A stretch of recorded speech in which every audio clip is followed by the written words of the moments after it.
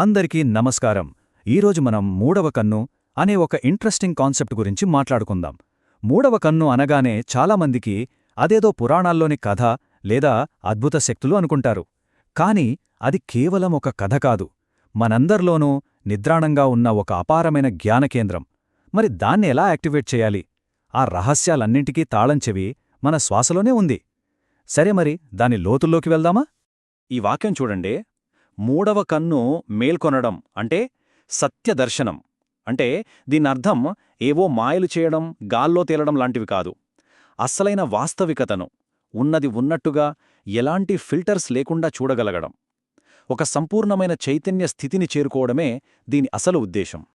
Okay, ఇప్పుడు ఈ కాన్సెప్ట్కి రెండు వైపులున్నాయన్నమాట. ఒకటి సైంటిఫిక్, రెండోది స్పిరిచువల్. మన బ్రెయిన్లో ఉండే పీనియల్ గ్లాండ్ని సైన్స్ నిద్రను కంట్రోల్ చేసే ఒక హార్మోన్ని రిలీజ్ చేస్తుందని చెప్తుంది. అదే సమయంలో ప్రాచీన యోగ శాస్త్రాలు దీన్నే ఆజ్ఞాచక్రం లేదా దివ్య నేత్రం అని పిలిచాయి.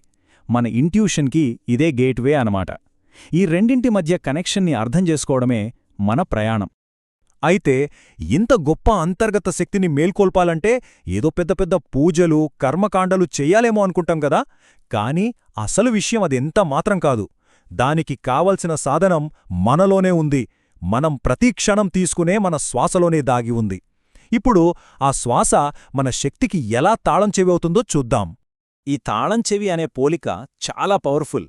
చూడండి, యోగశాస్త్రాల ప్రకారం ఎప్పుడైతే మనం మన శ్వాస మీద కంట్రోల్ సాధిస్తామో అప్పుడు ఆటోమేటిక్గా మన మనస్సు, మనలోని ప్రాణశక్తి మన కంట్రోల్లోకొస్తాయి.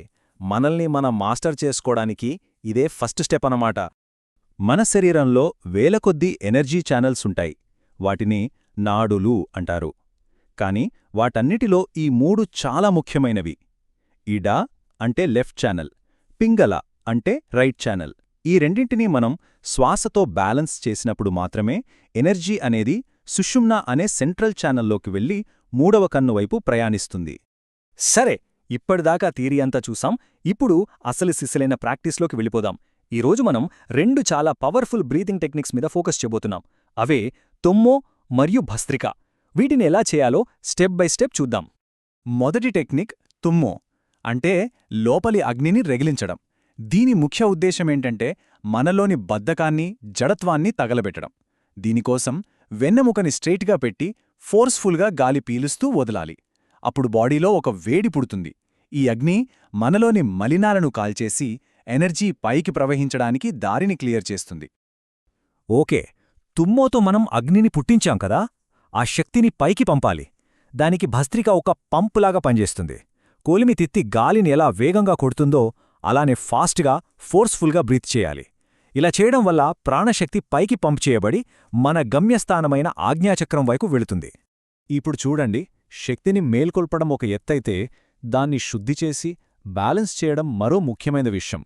లేకపోతే ఆ ఎనర్జీ మనకే ఇబ్బంది కలిగించొచ్చు. దీనికోసం కొన్ని సపోర్టింగ్ ప్రాక్టీసెస్ ఉన్నాయి. అవేంటో ఇప్పుడు చూద్దాం. ఇక్కడ మనకు రెండు అద్భుతమైన టెక్నిక్స్ ఉన్నాయి. ఒకటి నాడీ శోధన. దీన్నే మనం అనులోమ విలోమ ప్రాణాయామం అని కూడా అంటాం. ఇదేం చేస్తుందంటే ఇడా పింగళ నాడులను క్లీన్ చేసి బ్యాలెన్స్ చేస్తుంది. మరోవైపు ఓంకార నాదం. ఇది సౌండ్ వైబ్రేషన్తో నేరుగా పీనియల్ గ్లాండ్ని స్టిమ్యులేట్ చేస్తుంది.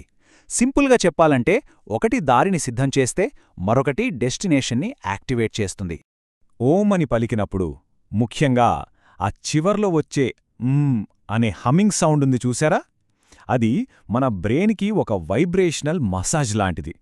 ఈ వైబ్రేషన్స్ చాలా పవర్ఫుల్. పీనియల్ గ్లాండ్ మీద పేరుకుపోయిన కాల్షియం పొరలను కూడా ఇది కరిగించగలదని నమ్ముతారు. సరే, ఇంత శక్తివంతమైన ప్రాక్టీస్ చేస్తున్నప్పుడు కొన్ని రూల్స్ ఫాలో అవ్వడం చాలా అవసరం. ఇది సేఫ్టీ కోసమే కాదు, మంచి రిజల్ట్స్ కోసం కూడా. అవేంటో చూద్దాం. ఈ 4 పాయింట్సు చాలా చాలా కీలకం. మొదటిది సమయం. తెల్లవారుజామున బ్రాహ్మీ ముహూర్తంలో చేస్తే మంచిది. ఎందుకంటే ఆ టైంలో వాతావరణంలో ప్రాణశక్తి లెవెల్స్ పీక్స్లో ఉంటాయి. రెండవది ఆహారం. పండ్లు, కూరగాయల్లాంటి సాత్విక ఆహారం తీసుకుంటే బాడీ క్లీన్గా ఉంటుంది. ఇక మూడవది మీ ఏకాగ్రతంతా కనుబొమ్మల మధ్య ఉండాలి. నాలుగవది అత్యంత ముఖ్యమైనది, వెన్నెముక ఎప్పుడూ నిటారుగా ఉండాలి. అప్పుడే శక్తి ప్రవాహం సక్రమంగా ఉంటుంది. ఇప్పుడు మనం చాలా చాలా ముఖ్యమైన టాపిక్ గురించి మాట్లాడుకుందాం. జాగ్రత్తలు. ఎందుకంటే ఇది చాలా శక్తివంతమైన ప్రక్రియ. ఈ ప్రయాణంలో ఏం జరగొచ్చో, మనం ఎలా జాగ్రత్తగా ఉండాలి అనేది తెలుసుకోవడం తప్పనిసరి. ఇవి చాలా ముఖ్యం, దయచేసి బాగా గుర్తుపెట్టుకోండి. మొదటిది, ఎట్టి పరిస్థితుల్లోనూ శ్వాసను బలవంతం చేయొద్దు. మీ కెపాసిటీ ఎంతవరకో అంతవరకే చేయండి. మెల్లమెల్లగా ప్రాక్టీస్ టైం పెంచండి. ఇక గర్భిణీ స్త్రీలు, తీవ్రమైన గుండె సమస్యలున్నవాళ్లు నిపుణుల సలహా లేకుండా వీటిని అస్సలు ప్రయత్నించకూడదు. ఇది చాలామందికి, ముఖ్యంగా కొత్తగా మొదలుపెట్టిన వాళ్లకొచ్చే డౌట్. ప్రాక్టీస్ చేస్తున్నప్పుడు తలనొప్పి వస్తే ఎలా, ఏం చెయ్యాలి? భయపడాల్సిన పనిలేదు. తలనొప్పి వచ్చిందంటే అర్థం మీరు కాస్త ఎక్కువ ఫోర్స్ పెడుతున్నారని. సింపుల్, వెంటనే ఆపేయండి, కాసేపు రెస్ట్ తీసుకోండి. మళ్లీ మొదలుపెట్టినప్పుడు నెమ్మదిగా, సున్నితంగా చేయండి. గుర్తుంచుకోండి, ఇది పోటీ కాదు, ఒక ప్రయాణం. రిజల్ట్స్ ఎప్పుడు వస్తాయి? ఇది ఓవర్నైట్ మ్యాజిక్ కాదు. కానీ మొదటి రోజునుంచే మీ లోపల ఒక మార్పు మొదలవుతుంది. కన్సిస్టెంట్గా చేస్తే నెల రోజుల్లో మీ ఫోకస్, క్లారిటీలో తేడా గమనిస్తారు. ఇక 90 రోజులు క్రమం తప్పకుండా చేస్తే మీ ఇంట్యూషన్, అవేర్నెస్లో ఒక పెద్ద మార్పును అనుభవించగలరని అనుభవజ్ఞులు చెప్తారు. మరి ప్రోగ్రెస్ వస్తోందని ఎలా తెలుస్తుంది? కొన్ని చిన్న చిన్న మార్పులు గమనించొచ్చు. ఉదాహరణకి, మీకు వచ్చే కలలు చాలా స్పష్టంగా ఉండొచ్చు. మీ ఏకాగ్రత పెరగవచ్చు. ఎదుటి మనుషులను, పరిస్థితులను సులభంగా అర్థం చేసుకోగల ఒక సహజమైన జ్ఞానం కలగవచ్చు. ఇవన్నీ మంచి సంకేతాలే. సో ముగించే ముందు ఒక్క ప్రశ్న. మనందరిలోనూ నిద్రాణంగా ఉన్న ఈ అద్భుతమైన, అనంతమైన శక్తిని మేల్కొల్పేందుకు, మనల్ని మనం కొత్తగా తెలుసుకునే ఈ అద్భుతమైన ప్రయాణాన్ని మొదలుపెట్టడానికి సిద్ధంగా ఉన్నారా?